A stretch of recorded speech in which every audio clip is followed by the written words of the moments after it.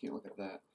One of the best moods today because Weezer dropped a cover album of 80s music last night, and life just can't get much better than that, can it? So, thank you for joining us on BlueSync today. I'm JD, your digital media technologies guru, we'll go with today.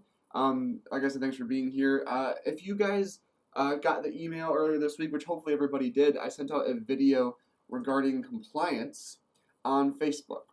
Something that Peter Hopkins and I talked a lot about last week, and something that I'm always trying to be kind of on the lookout for in terms of what has to be on a business page, what has to be on a post when you post it to make it compliant. Because if you watched the video, I made hints of it's still the Wild West.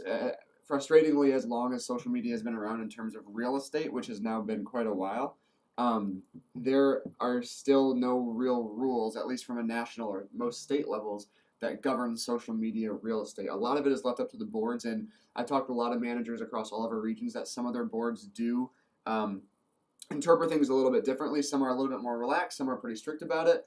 We've tried to create some rules that, or guidelines and rules that kind of encompass those as much as possible while still making sure that your ads and posts can perform well and reach the audiences and be effective. So like I said, the video was sent out. It is available on Schmidt Resources. It is on both Facebook groups, Marketing Paradise and Jen Blue Schmidt family of companies. But I do want everybody to I want everyone to, at least from an ASC manager level, know these things, because one of the hardest things that I face is having to quality control posts and pages, and you guys knowing your agents, whether you have 8 agents or 80 agents, you know and interact with your agents far more often than I do. So what I ask is that as we go over these, take note. If you're able to, managers and ASCs, please show that video in a sales meeting in the next week or two. Not because I want everybody to see my face, but because I want everybody to have the information. So, get the information in front of them, because this is one of those things where we want the message to get out as wide as possible. And then, of course, if you see things that you're unsure about, whether your agents have questions, whether you see something that you don't know if it's compliant or not, come to me and let me know.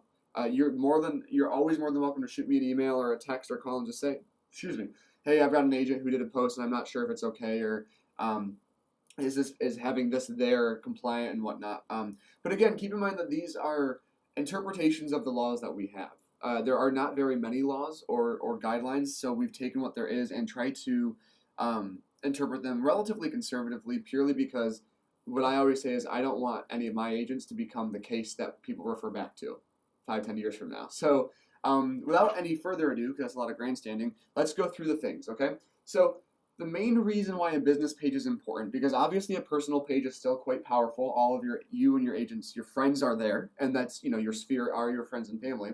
The reason a business page is important is for compliance, to differentiate. Most boards are worried about you differentiating yourself as an officer and agent as separate from Joe Schmo selling their home. When my parents sold their home last year, it would, as an example, Amy, the manager in Rockford and who sold my parents' home, if she's posting about it on Facebook, people need to be able to differentiate between that and my parents just posting the listing because they're sharing the news. People need to know who a professional is and who is just somebody sharing a listing, whether it's a FSBO or if it's somebody sharing that their home is for sale.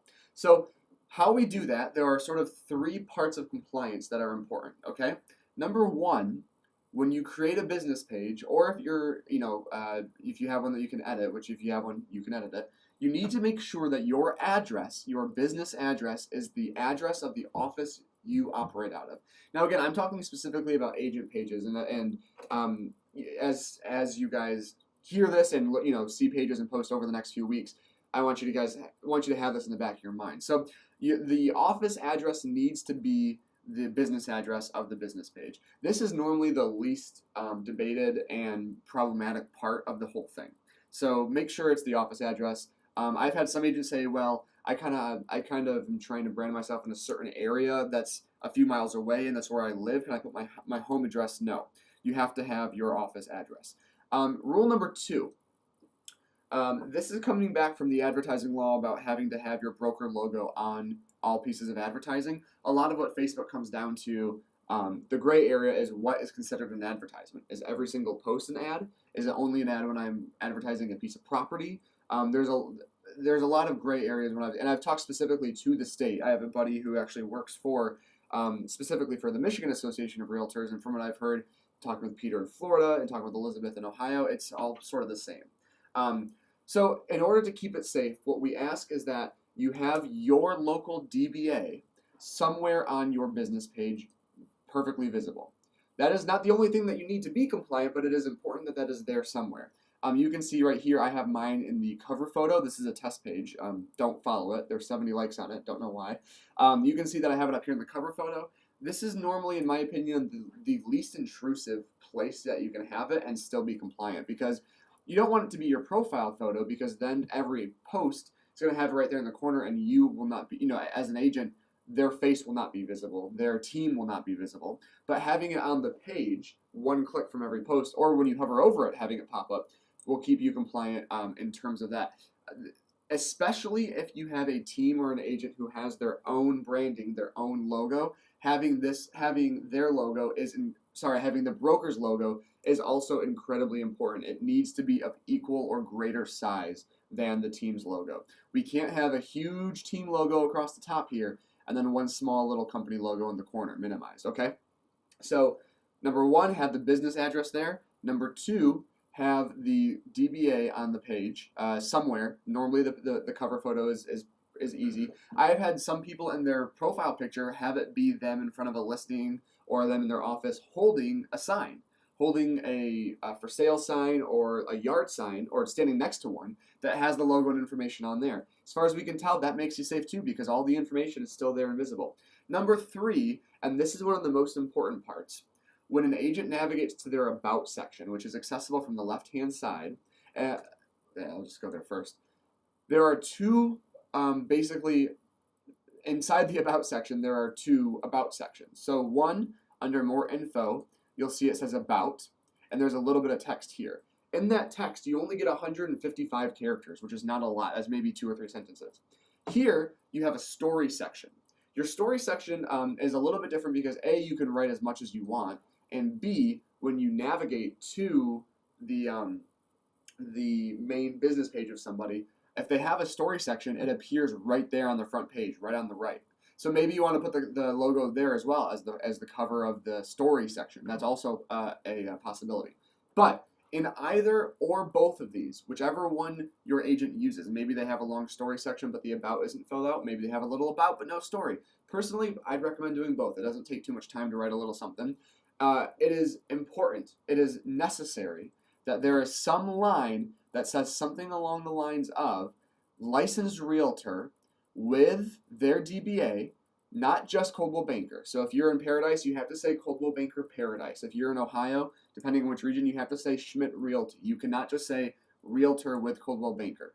Licensed realtor with Coldwell Banker Woodland Schmidt in the state of Michigan, in West Michigan, in Northeast Ohio, wherever you are, having the location there is important. And honestly, because this is realtor, because that is trademarked, that should probably all be capitalized like that. If it would actually, my keyboard's not typing for some weird reason. Okay, that's weird. But the realtor should be all caps, because that is how that, yeah, that's weird. My keyboard's not letting me type certain things. All right, well, we'll let that lie. Same thing here with the story section. You can see, well, hello there. Thanks for visiting my page. My name is JD Waldvogel. I am a licensed realtor with Coldwell Banker Woodland Schmidt, with Coldwell Banker Sunstar Realty, with whatever your DBA is. It needs to be clearly visible on the agent's page. So now when you go to my homepage, look at some of the first stuff and actually let me go, just as a fun tip, if you ever click these 3 dots right here, you can actually view as page visitor, because when you're an admin on a page, you see all this other crap, create an ad, page tips, all this other stuff that normal people, if they just go to your page, won't see. If you click these 3 lines and then click view as page visitor, this is what it looks like when somebody visits your page for the first time. So by scrolling down just half a pixel, I guess, you can see here that from looking at my page, you can see that I'm a licensed realtor, and I can click to see more. You can see down here by Spotify the business address, and you can see the DBA. from our interpretation, now again, if your board is a little bit more strict, please check with your board to see what they also kind of necessitate in your area. From a company level, having all of these things on your page will keep you compliant and keep you within company standards.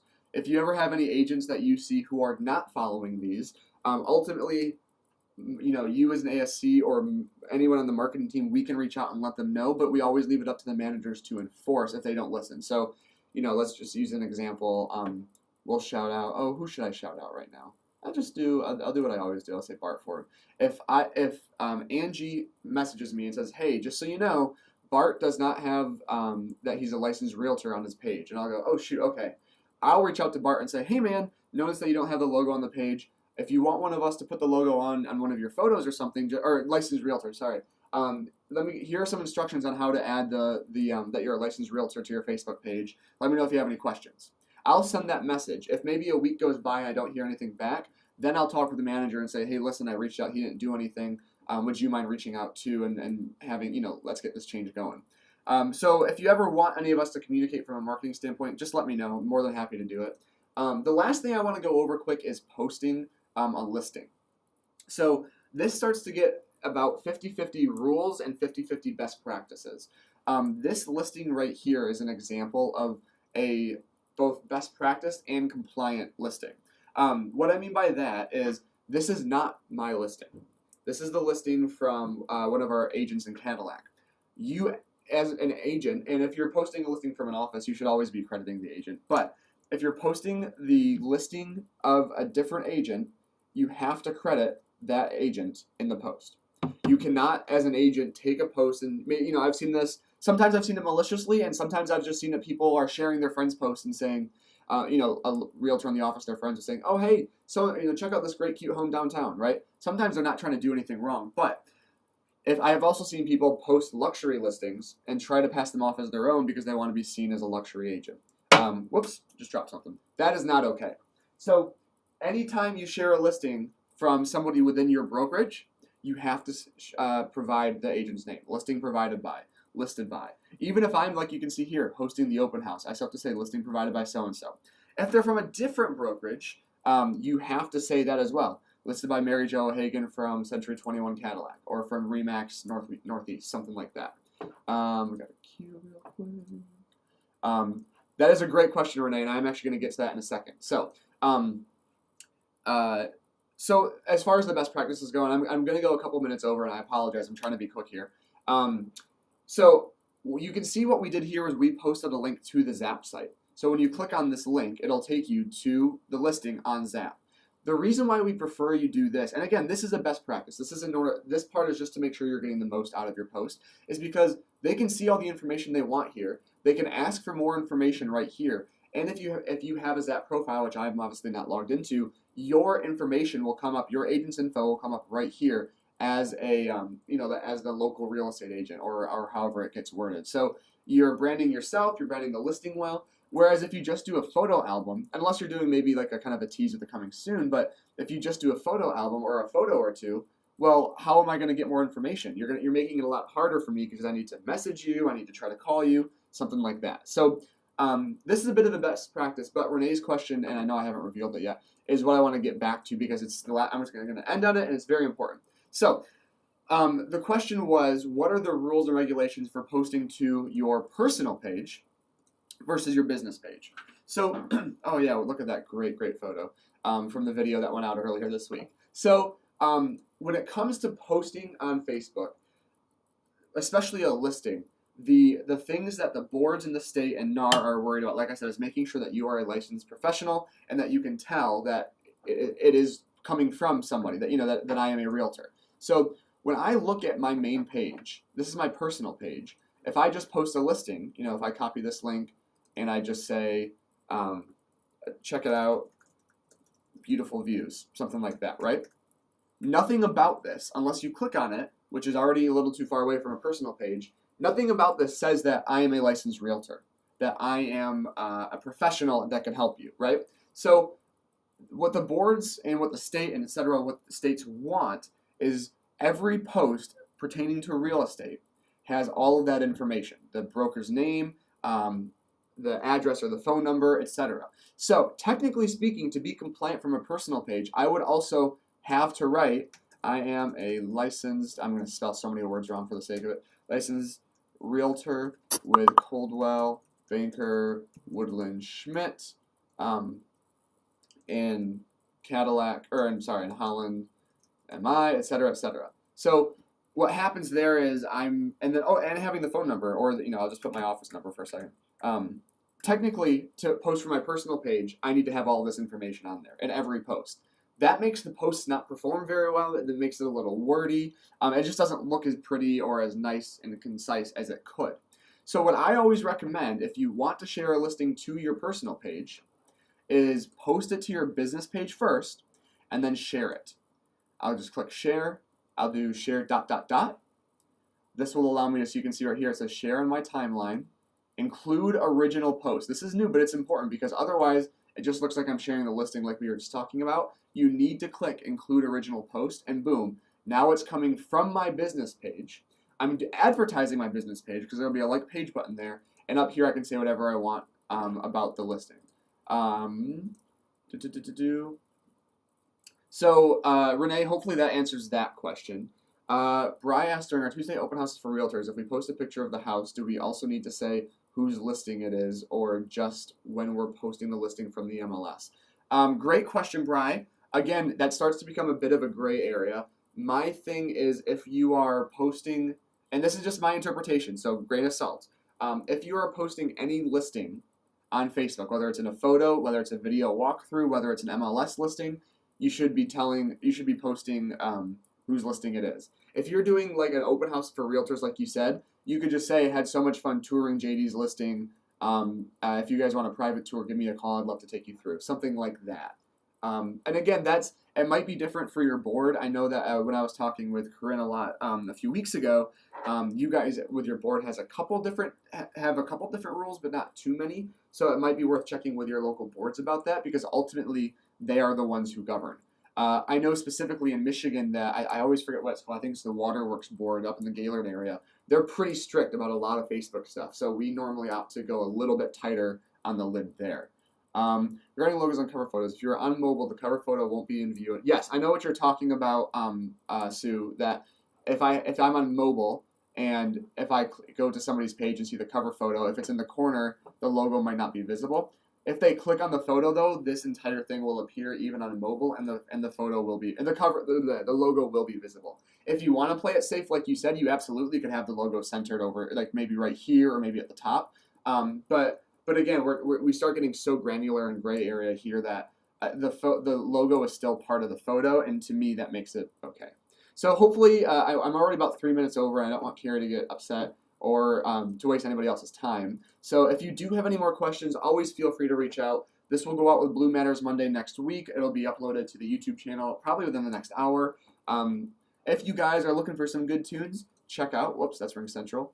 Check out that Weezer album. It's got a lot of great hits on there from the 80s. Otherwise, have a great rest of your day, and I will talk to y'all soon.